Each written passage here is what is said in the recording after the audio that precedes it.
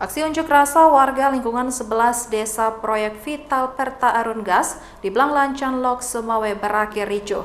Warga yang merasa kecewa berusaha menerobos masuk. Aksi dorong antara petugas dan warga tak dapat dihindari.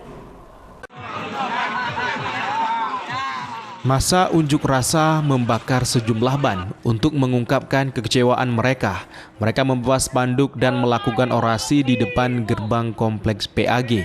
Warga mengancam akan membawa massa jika tuntutan mereka tak dipenuhi, yaitu lapangan kerja bagi warga lokal dan keterbukaan dana CSR.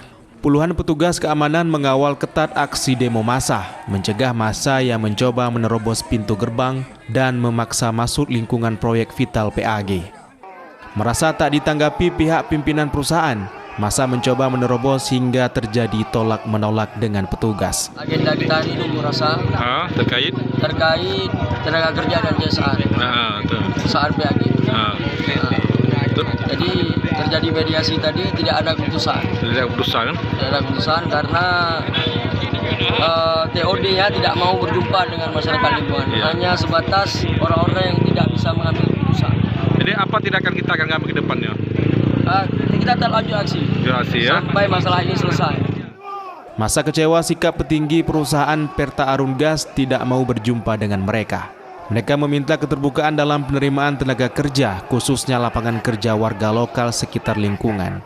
PT PAG diminta komitmen kerjasama perekrutan tenaga kerja dan penyaluran program melalui Corporate Social Responsibility atau CSR. Menurut Sekretaris Perusahaan PT PAG, mereka menghargai dan menghormati aksi unjuk rasa. Namun tidak semua tuntutan warga dapat dipenuhi karena ada aturan-aturan yang harus diikuti. Mediasi tetap dilakukan, namun tidak langsung menandatangani nota kesepakatan karena harus adanya kajian. Mediasi dan juga kita membuka dialog dengan mereka, perwakilan dari masyarakat.